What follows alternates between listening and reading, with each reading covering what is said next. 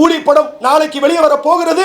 முதல் நாள் இரவு 12 மணி 1 மணிக்கு நீங்கள் அடித்து 4000 ரூபாய்க்கு டிக்கெட்டை கொடுத்து இந்த கூலி படத்தை 2000 தியேட்டரில் நீங்கள் வெளியிட்டீர்கள். ரெட் ஜெயின் மூவிஸ் நிறுவனம், அண்ணன் உதயநிதி வைத்திருக்கிற நிறுவனம். இப்படி சினிமாவை தமிழக வாழ்வுரிமை கட்சியின் தமிழ்ல இருக்கும், ஆங்கிலத்தில் நம்ம ஷார்ட் ஃபார்ம் கொடுத்தோம்னா டிவிகேன்னு வரும். ஒரு ஜனநாயக அறிவு கூட இல்லாமல், ஒரு அடிப்படை கூட இல்லாமல் இன்றைக்கு சினிமா இருக்கிற நிலவரம் அழிந்து கொண்டிருக்கிறது. ஒரு குறிப்பிட்ட கார்ப்பரேட் கம்பெனிகள் இந்த சினிமாவை அழித்துக் கொண்டிருக்கிறார்கள். மாண்புமிகு தமிழ்நாடு முதலமைச்சர் ஐயா முத்துவேல் கருணாநிதி ஸ்டாலின் அவர்களுக்கும், மாண்புமிகு துணை முதல்வர் ஐயா உதயநிதி ஸ்டாலின் அவர்களுக்கும் நான் சார்ந்திருக்கின்ற வாழ்வுரிமை கட்சியின் சார்பாகவும் கலை இலக்கிய துறையின் சார்பாகவும் இந்த சினிமாவிலே நானும் ஒரு உறுப்பினர் என்ற முறையிலே நான் ஒரு கோரிக்கைகளை வைக்கிறேன். இன்றைய தினம் கூலி படம் 2000 தியேட்டரிலே நீங்கள் வெளியிட்டிருக்கிறீர்கள். கடந்த மாதம் சின்ன பட்ஜெட் படம் வெளியில படம் ஓட முடியாம போய் கிடக்கு. இத்தனை தயாரிப்பாளர்கள் கடந்த உடனே வாங்கி ஒரு படத்தை தயாரித்துக் கொண்டிருக்கிறார்கள். ஆனால் வெளிவர மறுக்கிறது. ஏன்? கடந்த வாரம் 1ஆம் தேதி வெளிவந்த படம் அக்யூஸ்ட், சரண்டர், இன்னும் நல்ல படங்களுக்கெல்லாம் தியேட்டர் கிடைக்கவில்லை. நேற்றைய வெற்றி விழாவிலே, அந்த நன்றி தெரிவிக்கும் விழாவிலே கூட அக்யூஸ்ட் படத்தினுடைய தயாரிப்பாளரும் நடிகருமான AL உதயா அவர்கள் மிகுந்த வருத்தப்பட்டார். அப்ப மோனோபோலி என்ற சிஸ்டத்திலே இந்த தமிழக அரசு, நான் தமிழக அரசுன்னு சொல்லல, குறிப்பாகவே நான் சொல்றேங்க, ரெட் ஜெயின் மூவிஸ் நிறுவனம், அண்ணன் உதயநிதி வைத்திருக்கிற நிறுவனம் இப்படி சினிமாவை சுரண்டப்பட்டு கொண்டிருக்கிறது.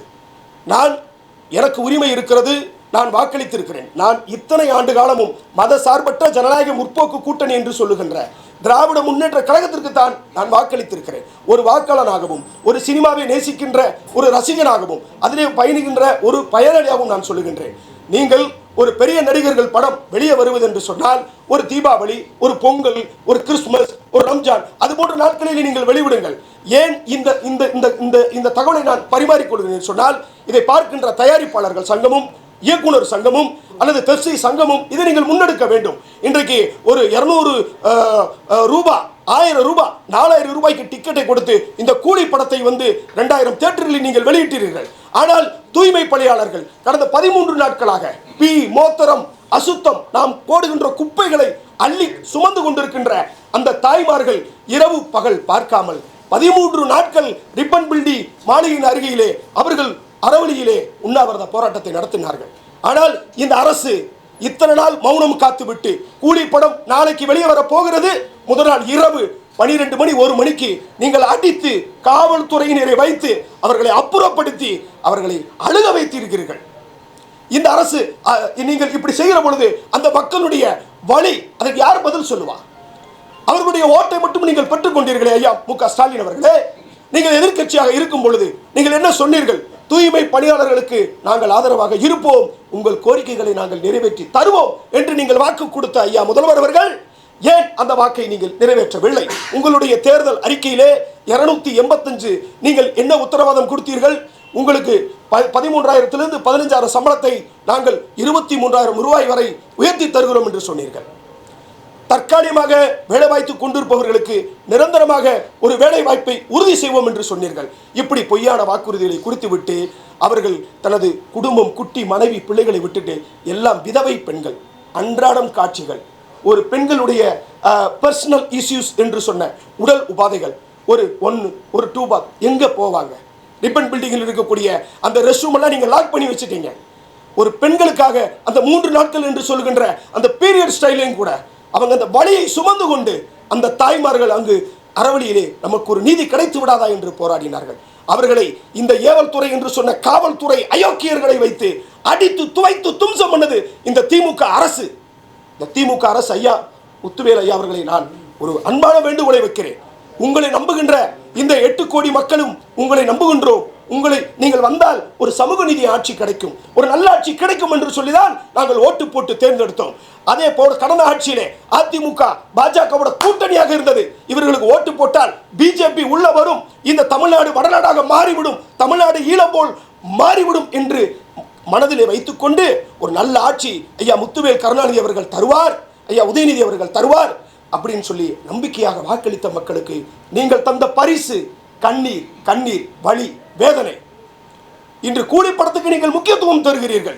காவல்துறைகளை வைத்து அடக்குமுறை, ஒடுக்குமுறைக்கு ஆளாக்கிறது. இந்த 4 ஆண்டு காலமாக சென்னை அண்ணா யூனிவர்சிட்டி அந்த பொண்ணுக்கு இன்னும் நீதி கிடைக்கவில்லை. யார் அந்த சார் இன்னும் கேள்விக்குறியாக இருக்கிறது. வேங்க வெயிலே குடிக்கிற தண்ணியிலே ஒடுக்கப்பட்ட மக்கள் குடிக்கிற அந்த வாழ்வியல் பிரச்சனையிலே நாம் கேவலம் என்று சொல்லுகின்ற பீயை கலந்தார்கள். அவர்களுக்கு இன்னும் நீதி கிடைக்கவில்லை. இப்போ ஒரு வாரத்துக்கு முன்பதாக திருநெல்வேலியிலே கவின் என்கின்ற ஒரு தலித் பையன் ஒரு சுபாஷினி என்கின்ற பெண்ணை காதல் செய்து கொண்டிருக்கிறார். அதை பொறுத்து கொள்ள முடியாத அவன் தம்பி சுர்ஜித் என்பவன் அறுவாளை எடுத்து வெட்டி ஆணவ கொலை செய்திருக்கிறான். அவன் இந்த குடும்பத்திற்கு என்ன நீதி கிடைத்தது? ஏன் நீதி கிடைக்கல? சாதாரணமாக ஒருத்தர் கொலை பண்ணாலே இந்த ஆட்சியில நீதி கிடைக்க மாட்டேங்குது. இங்க சட்டங்களும் தண்டனைகளும் கடுமையாக்கப்படாமல் எந்த ஒரு குற்றத்திற்கும் தீர்வு கிடைக்காது.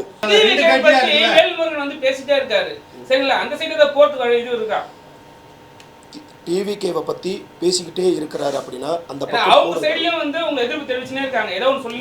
ஆமாங்க, ஆரம்பத்துல இருந்தே எதிர்ப்பு தாங்க. ஏன்னா டிவிகேன்ற பேரு முதல்ல இந்திய தேர்தல் அரசாணையத்துல தமிழக வாழ்வுரிமை கட்சியின் தமிழ்ல இருக்கும், ஆங்கிலத்தில் நம்ம ஷார்ட் ஃபார்ம் கொடுத்தோம்னா டிவிகேன்னு வரும்.